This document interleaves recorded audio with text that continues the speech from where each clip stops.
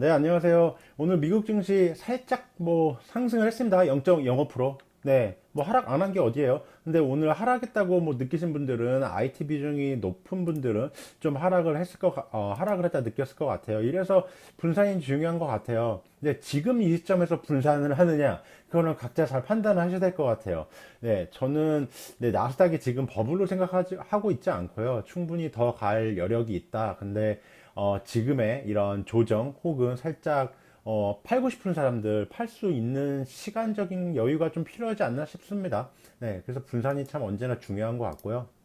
네, 오늘 S&P 500, 네, 5% 상승했습니다. 나스닥만 오늘 참 많이 힘들었네요. 그리고 에너지 섹터 정말 그 과매도 같아요. 오버솔드요. 그래서 이거를 지금 사시는 분도 계실 테고, 아, 얘는 이제 틀렸어. 우리 이제 전기차가 대세야. 이렇게 생각하시는 분들은 에너지에 대해서 공매도라든가 그 숏셀링을 좀 하는 분도 있겠죠? 네. 그리고 오늘 이거 제가 적은 뉴스인데요. 예, 좀 갑자기 생각이 나더라고요. 보잉을 제가 언제더라? 18년인가? 한 1년 반? 거의 2년 다 되는 것 같긴 해요. 그때 그 비행기 두 대에 그렇게 사고 나가지고 하락해가지고 이렇게 사고 크게 났었잖아요. 그때 제가 판 이유는 딱 그거였어요. 그냥 보잉의 본질이 뭐죠? 보잉이 하는 일이 뭐죠? 네, 비행기 디자인하고 비행기 잘 만드는 거예요. 근데 보잉은 그렇지 못했어요. 그래서 그때 전량 매도할 때 저도 되게 많이 고민을 했거든요. 보잉 좀 안타깝죠. 아까웠죠. 그래서 매도를 한 3년 정도 들고 있다가 매도를 했는데 그때 제가 매도한 근거는 그거예요. 진짜 얘는 본질이 흔들렸다. 얘가 하는 일은 비행기 만들어서 잘 파는 건데 잘 만들지를 못했어요. 그러니까 이런 문제들이 계속 나오고 있어요. 이제 787도 이 동체 끝부분에 꼬리 쪽에서 뭔가 문제가 생겼다고 그러고 있습니다. 그래서 갑자기 생각나가지고 이거는 제가 미국 시간 점심시간 정도에 제가 기록을 하는 구글 블로그고요. 여기에 서브스크라이브 하면은 바로 받아보실 수 있습니다. 제가 점심시간에 작성을 해가지고 바로바로 막 그 공유하고 막 그러지는 못하고 있어요.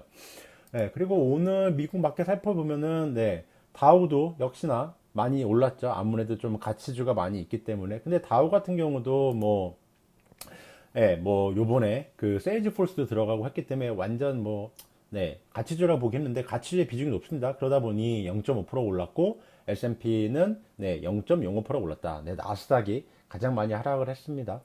네. 그리고 얼마나 오늘 하락했나 볼까요? 요번 주에? 요번 주에 보면은, 다우 같은 경우는 1.6% 하락했고, S&P 같은 경우는 한 2.5%, 나스닥은 한 4%, 4% 하락했네요. 2.5, 맞네요. 이건 마이너스 1.7. 그리고 좀 살펴볼까요? 여기 보면은, 요번에 이제 요번 주 동안 하락한 거죠. S&P 500가 2.5% 하락했고, 나머지, 많은 관심을 받고 있는 테슬라 10%, 그래도, 많이 올라왔어요. 몇 떨어지고, 테슬라, 엔비디아, 애플, 이렇게 테크주 위주로 많이 하락을 했다. 이렇게 보시면 될 것 같습니다. 오늘 특별히 눈에 들어오는 이렇게 뉴스는 없더라고요. 한 번 더 볼까요? 저도 지금 같이 보고 있는 거예요. 특별히 눈에 들어온 건 요거. 유럽, 여기서 돈을 엄청 풀고 있다. 얼마나 풀길래. 달러 약세에 맞서면 안 되는데, 유럽에서 지금, 많이 풀고 있어요. 여기 보면은, 요 그림이 그거 같아요. 유럽 정부들이 각각 이 채권을 발행을 해요. 근데 채권을 624 빌리언어치 발행했어요. 근데, 여기서는 더 사줬네요. 698. 지금 채권 발행을 더 하라고 압박을 하는 것 같아요. 그래서 유로를 더 풀어가지고 경제를 더 활성화시키려나 봐요. 근데 유로는 그렇게 푸는데, 달러는 계속 약세 흐름을 가고 있습니다. 강세 잠깐 반짝했다가 달러 약세 맞서지 마라라는 단어가 생각이 납니다. 그리고 오늘 또 볼 게 이거예요. 예, 요즘에 뉴욕이라든가 이 샌프란시스코 여기서 도시에서 사람들이 많이 엑소더스 많이 탈출을 하고 있잖아요. 바이러스 그런 위험 때문에. 그래가지고 얘네 보면은 요번에 97% 이렇게 컬렉션을 했는데 이게 수치가 조금씩 이 렌트가 이게 떨어지고 있어요. 그래가지고 이게 사람들이 과연 진짜 이렇게 떠나가지고 그러는 건가 아니면은 요번 언제야? 7월 말에 그 뭐야 정부에서 준 거 뭐 400불씩인가요? 아 600불씩 준 거 그거 끝났잖아요. 그거가 영향인지 그 둘 다가 맞을 것 같아요. 도시를 지금 떠나고 있는 것도 맞고 그리고 그 한 달에 한 주에 추가로 정부에서 주정부 연방 정부에서 400불씩 주다 보니까 그걸로 이제 렌트비를 잘 내다가 근데 여기 아파트 같은 경우는 그 에벨런베이 여기 같은 경우는 고급 그 약간 좀 프리미엄 아파트거든요. 그래서 이 아파트의 렌트비가 뭐 되게 집구리만큼 그 렌트비 수거율 한 게 조금 떨어진 거는 아무래도 이제 렌트 계약 끝나고 도시들을 빠져나가는 사람이 많아서 그런 게 아닌가 생각이 됩니다. 이 에벨런베이 같은 경우는 티커는 AVB입니다. 얘 같은 경우는 이 뉴욕, 보스턴, DC 여기가 한 50%고 이제 서부랑 뭐 이쪽 서부 쪽에 뭐 LA, 뭐 샌프란시스코, 뭐 시애틀 여기가 50%예요. 그래서 네, 샌프란시스코 같은 경우는 네, 베이 지역이잖아요. 그래서 아무래도 워크 프롬 홈도 많이 하고 이제 뭐 페이스북 같은 경우는 예, 재택근무 이런 거 이제 앞으로 더 뭐 계속 하겠다, 뭐 늘리겠다, 뭐 그래가지고 아마 렌트 그 1년 그 리스 계약이 끝나고 재연장을 안 하는 게 아닐까라는 생각 들고 뭐 그러고 있습니다. 그래서 요 아파트, 요 에벨레베이 같은 경우는 조금 트래킹을 해봐야 돼요. 그 도시 상태가 어떤가 좀 보려면요. 네, 그래가지고 좀 궁금해서 찾아봤어요. 네, 요 사이트는요, NMHC라고 National Multifamily Housing Council. 그래가지고 얘네들이 조사하는 게, 네, 총 뭐야, 40만 개 유닛 그 아파트를 그 조사하는 거예요. 렌트비를 얼마나 냈나 안 냈나 체크하는 거예요. 그래서 좀 체크를 해보면 보통 월초까지 다 돈을 내거든요. 근데 네, 작년 대비 비교해보면은 네, 물론 많이 하락을 했어요. 네, 조금씩 뭐 1%씩 그리고 많이 하락을 했고 특히 요번 9월 6일까지 렌트비 수거한 거 보면은 오늘 9월 11일이죠.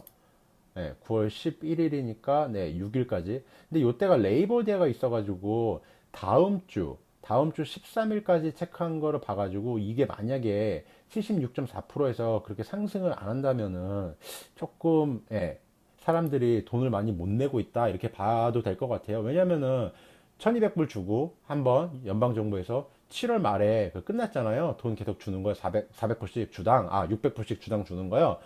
그게 이제 8월부터 끊겼어요. 그러니까 아무래도 7월 마지막 주까지 받았으니까 8월 달 거는 8월 6일까지, 8월 초까지는 렌트비를 냈어요. 그래서 77.4%에서 79.3%로 상승을 했어요. 근데 이게 한 달 더 지나니까 그래서 못 낼 수도 있고, 첫 번째. 그리고 두 번째는 요번에 레이버데이 그 뭐 노동절 휴가였거든요. 그래가지고 많은 뭐 사람들이 휴가를 갔어요. 그 뭐 아파트 직원들도 많이 갔겠죠. 렌트비 받는 사람들이요. 그래서 그 뭐 체크 받아가지고 개인 체크요. 아니면 뭐 현금이라든가 뭐 신용카드로 페이먼트를 받아가지고 자기네 그 프로세스 하는 게 요번 주 좀 늦어져가지고 아마 13일 날 확인을 해봐야 되지 않을까 싶습니다. 그래서 어쨌든 간에 작년 대비 거의 뭐 81.2%고 76.4%니까 거의 한 5% 정도 하락을 했어요. 그리고 네, 이거는 전체 그 한 달 다 본 거예요. 그래서 요 첫 번째는 6일까지 낸 거, 그 다음 가는 13일, 이렇게 20일, 27일, 요거는 그 말까지. 그래서 이 8월 달까지 요것도 보면은 조금씩 조금 올라왔다가 조금씩 하락하는 모습이 그렇게 좋아 보이진 않아요. 그래서 요번에 12월 달까지 연방정부에서 사람들 엔트비 못 냈다고 쫓아내는 거 못하게 그냥 막아놨거든요. 근데 이게 뭐 아예 연방정부에서 따로 돈을 내가지고 내주거나 아니면 뭐 600불씩 주당 주거나 아니면 뭐 1000불을 한 번에 주거나 해가지고 이 비용을 내야지 그냥 막아놓기만 하면은 거기에 사는 입주자들이 안 내면 이제 되는데 어차피 이게 만약에 12월 달에 연장이 안 되면은 1월 달이던가 2월 달에 협의를 해가지고 다 돈을 다 한 번에 갚아야 되는 거거든요. 그럼 이거 못 갚으면 어떻게 되는 거예요? 그러면 두 달인가? 뭐 주마다 다른데 뭐 두 달 아니면 세 달 뭐 되면은 이제 뭐 시큐리티 디파짓에서 까지거나 그거 다 까지면은 이제 쫓아내는 게 가능하거든요. 법적으로요. 그래가지고 이게 빨리 연방정부 요번에에서 그 재정 정책 그게 합의가 돼야 될 것 같아요. 공화당이나 지금 민주당이나 계속 뭐 이렇게 실랑이 하고 있잖아요. 뭐 공화당은 뭐 1조 뭐 안 되고 뭐 6천억 달러 뭐 이렇게 해야 된다. 그리고 뭐 민주당은 아니다 뭐 2.3인가 뭐 하여튼 뭐 2 트릴리언 2조 달러 해야 된다 이렇게 하고 있는데 단지 이렇게 만약에 12월까지 계속 그냥 사람들 쫓아내는 거 못하게 하면은 그 채권자들 있죠. 채권자들도 어차피 이거 돈을 렌트비를 받아가지고 모기지를 갚아야 되거든요. 그럼 여기서 또 불협화음이 생겨가지고 뭐 누가 빵꾸가 나거나 뭐 하나가 시그널이 나오면은 나비 효과로 점점 이렇게 번지게 될 수 있겠죠. 하지만 요번 뭐 네, 좀 시간이 지나서는 그래도 뭐 공화당이나 민주당은 합의를 할 것 같아서 계속 요거 신경 쓰고 봐야 될 것 같아요. 왜냐면 이게 아파트에서 사람들이 쫓겨나고 이런 현상들이 이렇게 좋은 건 아니거든요. 그래서 연방정부라든가 뭐 공화당, 민주당에서 뭔가를 하지 않을까 싶습니다. 그래서 요거 아파트 렌트비 얼마나 받는지 매주 이제 확인을 해봐야 돼요. 그리고 네, 제가 어저께 소개드린 영상에서 그 모게이지, 그 주택담보대출, 여기에 40%가 전년 대비 상승했다 그랬죠. 그걸 보답해 주다시피 이게 팀버, 목재 가격이 뭐 거의 뭐 역대급 찍었어요. 뭐 300불 하다가 네, 거의 1000불에 가고 있어요. 이게 더 오를지 할지 모르겠지만 네, 이제 이렇게까지 오를지는 진짜 상상도 못했네요. 네, 누가 상상을 했겠습니까? 어쨌든 그 모기지 대출 그 신청 건수는 점점 늘어나고 있고 집 같은 경우도 점점 수요가 부족하다. 이게 뭐 2008년대로 답습할 수도 있지만 이렇게 보면 항상 답습하는 것 같아요. 뭔가 이게 사람들이 쭉 이렇게 한 방에 터져요. 그러다 꼭 뭔가 나비 효과로 문제가 생겨요. 보면요. 뭐 2008년도도 그럴 줄 알았나? 네, CLO 안전 자산 중에 안전 자산이었죠. 그리고 오늘 CPI 발표됐죠. 미국 동부 시간 8시 반에 네, 뭐 0.4%뭐 8월 달 상승했고 1년 동안 네, 그 음식하고 에너지 합친 전체 인덱스는 1.3% 상승했다. 근데 지금 이 모습이 여기 그래프에 나와 있지만 예, 전에 뭐 2%, 요 파란색이 음식하고 에너지, 유가, 요거 합친 거예요. 그래서 보통, 요게 코어 CPI라고 빨간색을 주로 보긴 합니다. 이게 변동성이 덜하니까. 뭐 이게 전체적으로 뭐 1.4%고 5%고 뭐 이게 중요한 게 아니라 그냥 3월달, 4월달 때, 요때 많이 하락했다가 사람들이 안 쓰니까 그러니까 소비가 줄어서 상승하지 않았다가 이제 조금 회복하는 모습을 보여주고 있다. 하지만 인플레이션하고는 아직 거리가 멀다. 왜냐면 지금 페드가 그 기준을 삼는 게 2%인데 이게 지금 살짝 많이 하락한 거 뭐 기저효과라 그러죠. 살짝 회복을 하고 있는 중이지 아직 인플레이션이 나타나고 있는 조짐도 없고 뭐 아무래도 한 2년간 논리적으로는 네, 다른 무슨 뭐 예기치 못한 현상이 생겨가지고 네, 뭐가 다르게 발생되면 모르겠지만 지금 이대로 흘러가면은 인플레이션이 나타나지 않을 확률이 없다. 한 1, 2년간. 네, 연준에서 그랬죠. 2020년까지는 뭐 저금리, 지금 금리를 유지할 거라고요. 그래서 제가 조금 재밌는 거를 하나 보여드릴게요.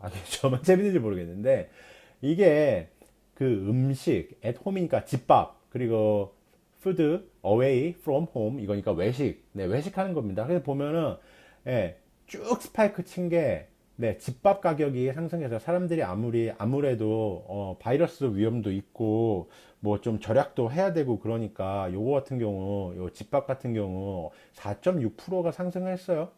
근데 최고로 올랐을 때보다는 많이 좀 내려왔죠. 그리고 외식 같은 경우도 이게 조금 내려왔다가 빡 스파이크 쳤어요. 근데 재미있는 게 요번에 이 하락한 요 폭보다 이 외식 상승한 폭이 더 크다. 사람들이 이걸로 봤을 때 아무리 집밥이 좋고 해도 외식을 많이 하고 있다. 그리고 지금 레스토랑들이 다 오픈을 안 했거든요. 그러다 보니까 아무래도 공급은 적은데 예, 수요가 좀 늘어나다 보니까 이렇게 가격이 많이 상승했다. 그런 식으로 해석을 할 수 있을 것 같아요. 그리고 집값이 이렇게 큰 폭으로 하락하게 된 거는 얼마 전에 저희 그 미국에서 고기값 좀 이렇게 불안했잖아요. 서플라이 체인 불안해지고 그래서 가격이 좀 상승했다가 요게 이제 가격 안정화가 많이 되었어요. 그래서 어쨌든 이 외식이 늘어난 그 폭이 요 집밥 줄어든 것보다 훨씬 크다. 이렇게 보서 요거는 요 먹는 거에서만큼은 집밥과 외식은 지금 현재 요 인플레이션율이라고 할 수 있는 CPI의 1.3%보다 몇 배를 하고 있어요. 네. 그리고 또 재밌는 게, 네, 이 맨하임 인덱스라고 이게 중고차 가격 인덱스예요.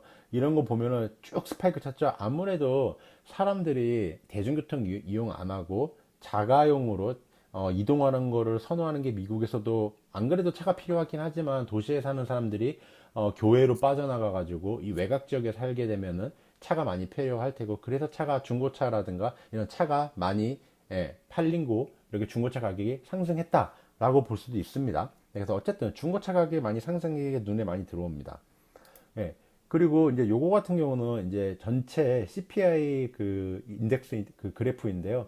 예, 전체 흐름으로 보면은 계속 우하향, 아래로 내려가고 있는 듯한 추세입니다. 그래서 이게 여기서 어떻게 바뀔지는 모르나 아마도 논리적으로 한번 보면 뭐 예상치 못한 현상이 발생하지 않으면 이게 뭐 2%에서 한 2년간은 인플레이션이 발생한 논리적인 근거는 없다. 그리고 다음 주에 이제 FOMC 그 미팅이 있잖아요. 거기서 나올 거는 특별하게 이건 제 생각을 적은 거고요. 특별하게 뭐 우리들을 뭐 서프라이즈 할 정도만의 소식은 없을 것 같고요. 특별한 정책이나 뭐 평균 물가 타겟에 대한 뭐 정의도 없을 것 같고 설명도 없을 것 같고 그냥 그렇잖아요. 야, 우리는 2% 평균 물가 타겟 고 작전 쓸 거야. 그 느낌 알지? 뭐 그런 식으로 얘기하고 말 것 같아요. 뭐 수학 공식을 이용해서 이게 몇 프로가 되면은 우리는 금리를 뭐 0.25% 올릴 거고 이런 것까지 안 할 거고요. 그리고 또 한 가지 또 볼 거는 2023년도 점도표가 나올 거예요. 근데 그냥 2021년, 2022년 그리고 2023년 계속 쭉 유지하게 될 것 같아요. 2023년 끝 뭐 한 하반기나 돼가지고 뭐 조금 올린다는 사람이 점을 찍을 것 같긴 했습니다. 그리고 2020년 지난번에 발표한 걸 보면 2022년에 2명인가 3명인가가 금리 인상을 체크했어요. 아마 그게 사라지지 않을까 싶습니다. 이번에 CPI도 그렇고요. 그거 보면요. 그리고 또 뭐 경제 전망 서머리 하거든요. 서머리 오브 이코노믹 프로젝션. 뭐 요거 같은 경우 하면은 금리 인상에 대한 분위기를 살필 수 있긴 해요. 근데 지난번과 별로 지난번 FOMC하고 상황이 크게 달리지 않았어요. 그래서 그 내용도 크게 달리지 않을 것이라 생각하고 그냥 바이러스가 경제에 큰 영향을 주고 있고 불확실성이 크다. 그래서 2021년까지 경제 성장이 그렇게 크게 개선되지 않고 지금 상태에 조금씩 호전되는 상태를 보일 것이다. 뭐 이렇게라고 생각을 해요. 그래서 점도표에도 아마 2022년에는 조금 뭐 금리 인상에 대한 점이 한두 개 정도 나오지 않을까 생각을 합니다. 그래서 아무래도 2022년부터는 연준의 행동이라든가 본격적인 게 나타날 거예요. 제가 적어놨네요. 6월 FOMC에서는 2명이 찍었어요. 요번에 근데 전원 만장일치로 2022년 금리 인상 없다고 하지 않을까 생각을 합니다. 그래서 2022년 한 요맘때쯤에 다시 이제 연준의 행동 뭐 요런 거 말이라든가 요런 게 잘 살펴봐야 될 것 같아요. 네. 그리고 2020년, 2023년 경제 전망 같은 경우는 그냥 인플레이션 2% 타겟 정도 뭐 요 정도 한다. 뭐 그러지 않을까 생각을 합니다. 네.